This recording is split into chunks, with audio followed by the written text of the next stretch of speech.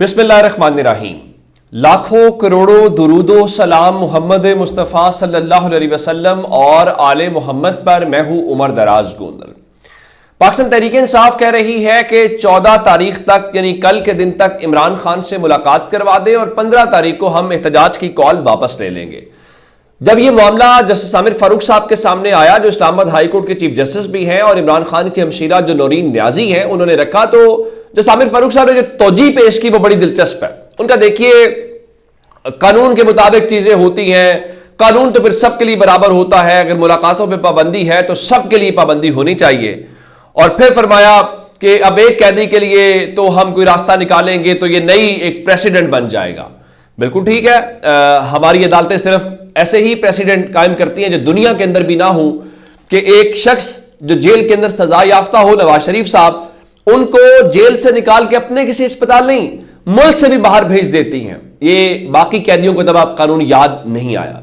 चले, आपको वहां कानून याद नहीं आया तो आप 7:30 बजे या 7 बजे जेल खोल लेते हैं, जो कि जेल मैनुअल ये कहता है कि 9 बजे खुलेगी, क्योंकि तब आपको इमरान खान की फेवर चाहिए होती है, तो बाकी आपको कानून याद आ जाता है। अब एक ऐसी ही खबर है, अब हुकूमत जो है वो बोझ भी नहीं उठा सकती, डरती भी है, और फिर मीडिया में जराए से खबरें भी चलवाई जाती हैं कि जी जनाब मुशक्कती भी इमरान खान के पास हैं, वो सिर्फ चेंज किए गए हैं।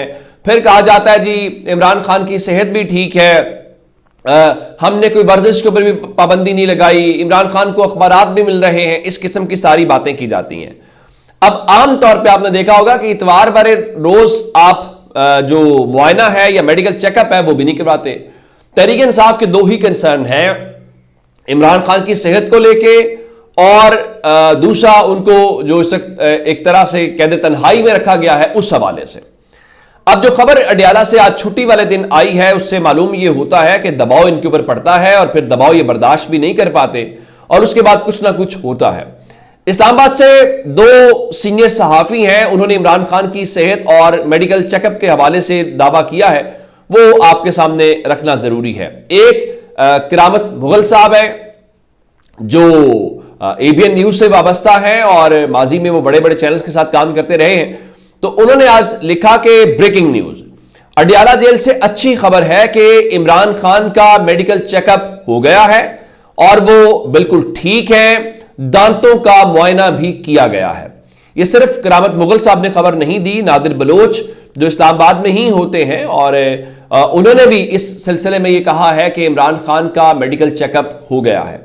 अगर इन दोनों अहबाब का दावा वहां से दुरुस्त है तो यह एक अच्छी पेशरफ्त है इस हवाले से कि एससीओ कॉन्फ्रेंस जो है उसके अब इतलात यह है कि वफूद आना शुरू हो गए हैं। अच्छी बात है, वफूद आने चाहिए। तो वो वफूद वाला जो मामला है वो मुस्लिम लीग नून या पीपल्स पार्टी का मसला तो नहीं है ना, तो हम सब का मसला इतलात है कि मुख्तलिफ ममालिक के वफूद आज से पहुंचना शुरू हो गए हैं। गालिबन चाइनीज प्राइम मिनिस्टर ने कल आना है। तो लेकिन तहरीक इंसाफ तो फिर भी बार बार यही बात करी ना, अगर के साथ कि अगर मुलाकात न करवाई गई, अगर डॉक्टर्स को रसाई ना दी गई, तो मेरे ख्याल से अगर हुकूमत को भी अपने इस ब्लंडर का, इस गलती का अंदाजा हो गया है तो इसमें कोई कबाहत नहीं है, इसमें कोई बुरी बात नहीं है कि ठीक है आप मुलाकात करवा दें। इतनी बात है ना, डॉक्टर मुआयना करें, क्योंकि अभी तक जो मुआयने की इत्तलात है वो उनके जाती मुआलिज की है या गवर्नमेंट के डॉक्टर्स ने किया है, ये एक अलग कहानी है। तो ये फर्दर डिटेल्स आ जाएंगी, पता चल जाएगा, तो फिर आपके सामने इस बात को रखेंगे। लेकिन बहरहाल इससे एक जरूर सिग्नल आ रहा है कि गवर्नमेंट को ये अंदाजा है कि ये प्रेशर बिल्ड होगा, तो हम अभी से इस मामले को कुछ जो है वो टेकअप करें। अच्छा, अब दूसरे नंबर के ऊपर जो आईनी तरमीम वाला मामला है, बताया गया है कि उसकी एक जैली कमेटी बनी और उस जैली कमेटी के अंदर आजम नजीर तारड़ जो है उसकी सदारत कर रहे हैं। नवीद कमर पीपल्स पार्टी से, अनुशर रहमान नून लीग से और बैरिस्टर गौहर जो तहरीक इंसाफ के चेयरमैन हैं और कामरान मुर्तजा जो हैं वो दीगर उसमें शिरकत कर रहे हैं। और अब चूंकि मुसव्वदे हुकूमत के भी आ गए हैं, जेयूआई का भी आ गया है और पीपल्स पार्टी का भी आ गया। खास बात यह है, थोड़ा सा मैं उसमें आपको पॉइंट वाइज बता दूं ताकि याद रहे आपको। मुस्लिम लीग नून ये कह रही है कि हमें आईनी अदालत चाहिए, लेकिन विफाक की सतह पे चाहिए, यानी सूबों की सतह पे जो चारों सूबाई हुकूमतें हैं वहां नहीं हमें चाहिए। चलें, बिल्कुल ठीक है।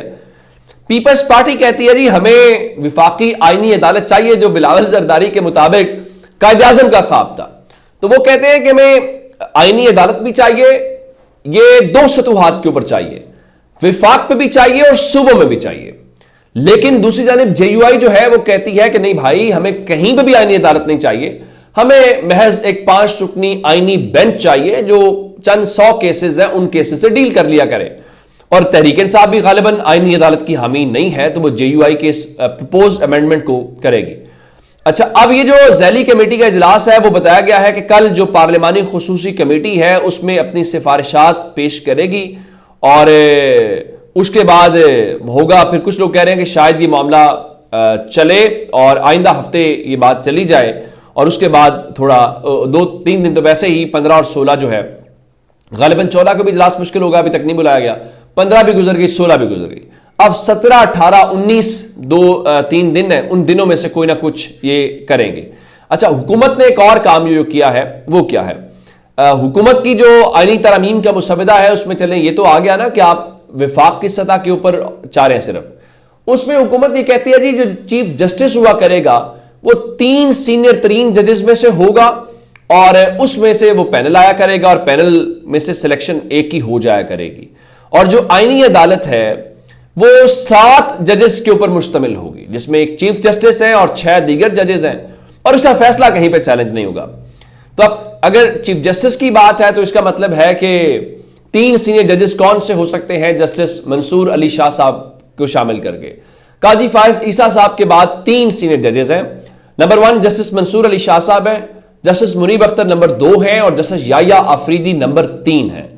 تو اگر یہ آپ لے کے آ رہے ہیں تو اس کا مطلب بڑا واضح ہے کہ یہ جسٹس یحییٰ آفریدی والی بات پہلے ایک بار ہوئی تھی، کہ پھر اس کا مطلب یہ ہوا کہ آپ منیب صاحب کو تو سوال ہی نہیں پیدا ہوتا نا، آپ برداشت کریں، اور جسٹس منصور کو بھی آپ نہیں کریں گے. تو جب جسٹس منصور کو بھی نہیں کریں گے، منیب صاحب کو بھی نہیں کریں گے، تو پھر تو اس کا مطلب ہے گورنمنٹ شاید یہ کنسیڈر کر رہی ہے، شاید یہ سوچ رہی ہے کہ وہ جسٹس یحییٰ آفریدی صاحب کو لے کے آنا چاہتی ہے. چلے جسٹس یحییٰ آفریدی کو لے آئیں. یہ تو اب ڈیپینڈ کرتا ہے کہ آپ کیا کرتے ہیں، آئینی ترمیم کروا پاتے ہیں کہ نہیں کروا پاتے. اچھا، ایک ڈیولپمنٹ اور ہے، اور وہ استعفے سے متعلق ہے، اور یہ استعفیٰ پاکستان تحریک انصاف کے اندر سے آیا ہے اور ان کی خیبر پختونخوا حکومت سے آیا ہے. چند روز پہلے ہمیں پتہ یہ چلا تھا کہ جو شاہ فرمان ہیں، جو سابق گورنر ہیں، انہوں نے ان کو سینئر ایڈوائزر لگایا گیا تھا علی امین گنڈا پور کا، اور لیکن اب اطلاعات یہ ہیں کہ انہوں نے عہدہ سنبھالنے سے پہلے ہی استعفیٰ دے دیا ہے.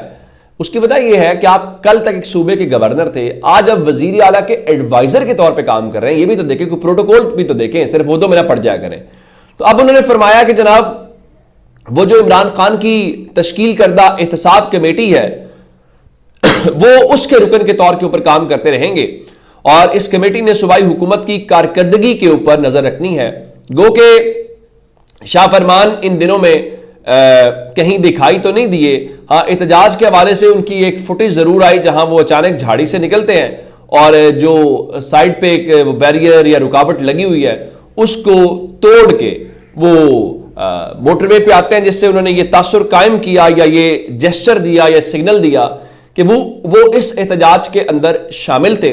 بالکل شامل ہوں گے، لیکن ان تمام لوگوں نے مشکل وقت کے اندر، مجھے تو اس وقت یہ بھی شاید علم تھا کہ شاہ فرمان شاید تحریک انصاف کے ساتھ منسلک نہیں رہے، لیکن چلیے اگر وہ خاموش ہو گئے تو اس وقت میں خاموشی بھی شاید کسی اور کی حمایت کا ہی نام تھا، لیکن اگر ان کو قبول کر لیا گیا ہے تو اب انہیں شاید پھر دوسرے لوگ یہ بھی سوال اٹھا رہے ہیں کہ کہیں یہ تو نہیں ہے کہ خیبر پختونخوا کی حکومت کے اوپر عدم اعتماد ہے. تو اب تک کے اپڈیٹ سے اپنا بہت سارا خیال رکھیے گا. خدا حافظ.